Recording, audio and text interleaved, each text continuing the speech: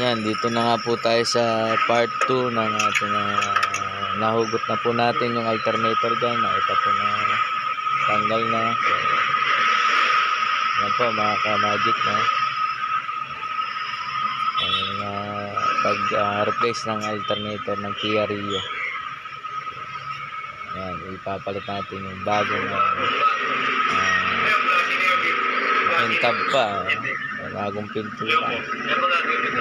Hindi na pwede yan? Hindi na kailangan yan? Ano bang Yan. Eh, tangsuin na yan. Kabit na natin yung Sige. bagong alternator ng Kia. Bila na lang ang po. Bawa sa akin yung po.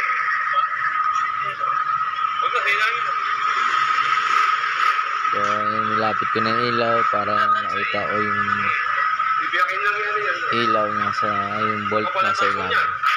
Ay, shoot ko natin. Ganun pa rin yung pagbaklas natin.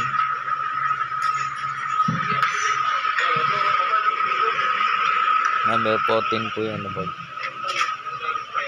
Baka maunahan ka pa na Ace.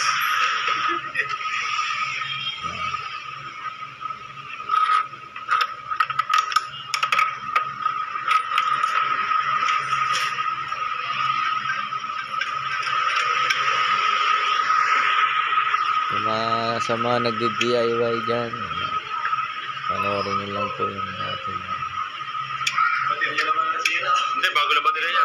Oo. Tinilig din ako niya. Ano baterya na yan? videos. Doon ko sa may intersection ng BGC. Tulog ako eh. Yung kapatid nila, nila... Ganyan, kukwento yung may-ari. Tulak nga daw po siya.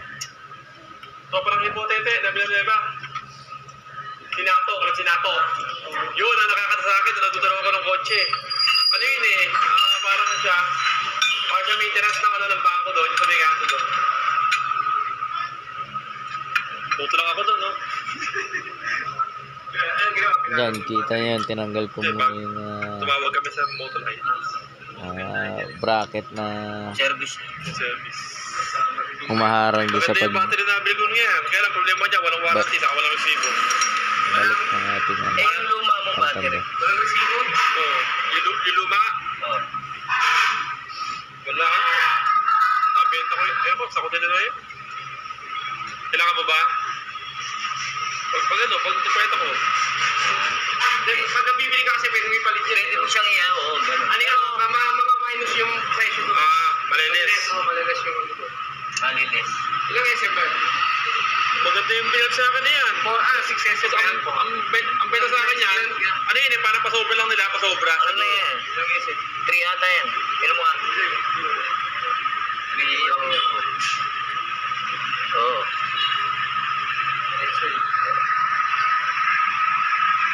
Nasa 3. Ano? 2 SM.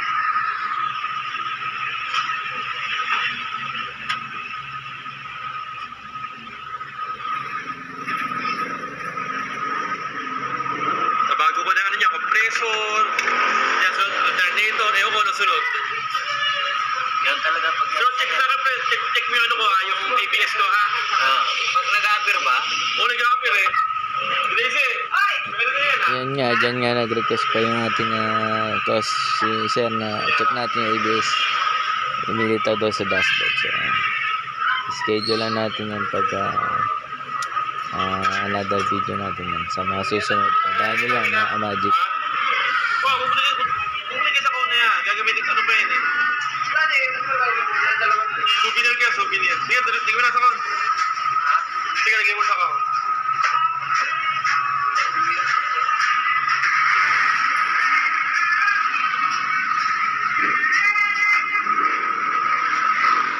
So, dyan, nakabit na natin yung salpak natin yung alternator. Yung double check natin dapat yun yung driving belt na o paano yung tamang position. Kailangan hindi po siya mali para pag paandar natin hindi masira lalo yung kanyang pulley at hindi lumaki yung kanyang gastos, no? Talagang so madilim na dyan at talagang kailangan i-check natin ng maigi yung mga driving belt niya. Kung nakasalpak ba sa mga pulley, tama ba ang positioning, pagtanggal at pagbalik. Para doon sa mga nagdi-DIY, bago po natin paandarin yan, check po natin ng maigi. Dahil magkukos ng malaking gastos at sira ng sasakyan niya pagka nagkamali at maputol yung Baka mag-angkas eh. belt niya. Kailan matraffic yun? Yun lang mga DIY natin. Yung mga nais na magpa DIY, panoorin nyo lang yung mga tips natin dyan. Mga video na kung saan yung makakuha tayo ng mga idea paano magbaklas natin magkabit ng alternator ng Kia Rio.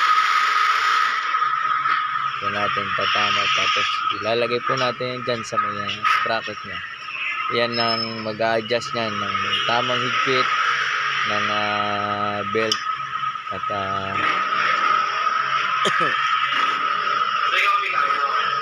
yung tamang positioning. So, dyan po tayo nagtagal at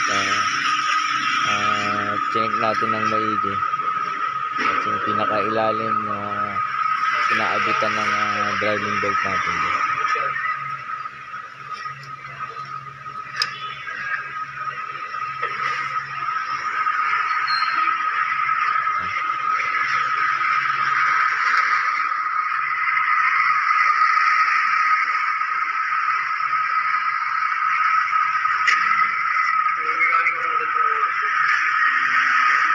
Nabala ko lang nga siya. Gabi na po siya nung tumawag na. Napa-check. Kinontak tayo ng abroad na may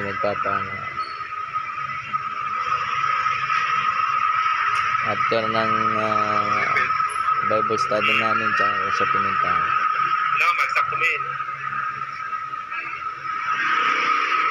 So ganoon, lagi natin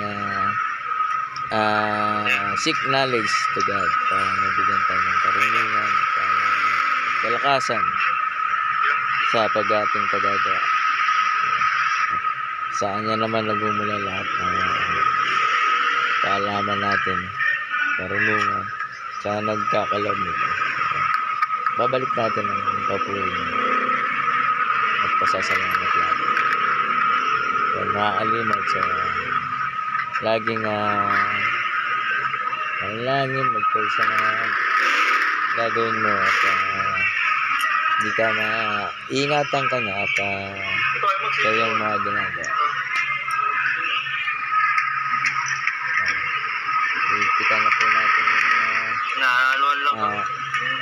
bolt Dapat na yun, di ba? sa Kailangan ng adjuster. Mekaniko na. Kaya ka na Kaya kaya. oo, kasi alali na yung... Pagka din, pwede ka mag-regular dyan. Casual ka. Hindi, bago lang. Kaya ko lang. GG. Madali yan, pag ganyan kasi pag pioneer ka eh, di ba? Sa ano yan, Oo, yung bagong programa. sa bagong programa. Ilan kayo baling mechanic doon? Bali, ano kami? Yung galing talaga sa TMTC Oo. yung sa school. Yun nga pala, shout out to sa Kaso yung iba, hindi na. Kailangan ng TMTC ng mabuo yung programa. Kaya yung iba, sa driver motor pool ano na lang. alasik. Sa kahit may konting Diba, sa kasama namin sa palag na. Meron lang Reactive. Tumutulong sa kalsada na libreng serbisyo ng towing at nag-ayos ng mga sakyan na sila sa daan. Within Taguig, libre yan. Tayo. kahit nga tambay lang, pwede yung nag-lenso kasi minamadali na eh. Sabi niya, sige, kahit sino na ipasok.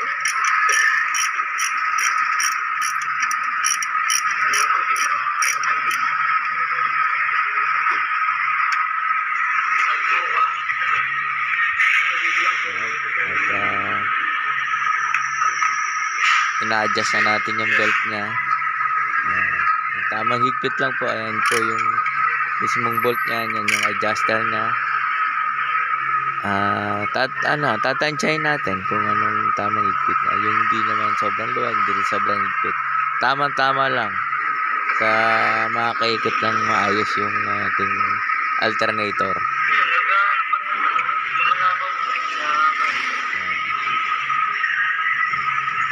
Yun talaga kasi ang ano nun. Pagka nag-chemo ka, cancer cell, tsaka good cell lang Yan. mapatay. Kaya nga. Dama yung good cell doon. Dami ang good cell doon. Radiation yun eh. Kumbaga, iba na bubuwasan. Hindi na nagpapahinga. Diba? Yan lang talagang para hindi na mag-ano, mag-rero yung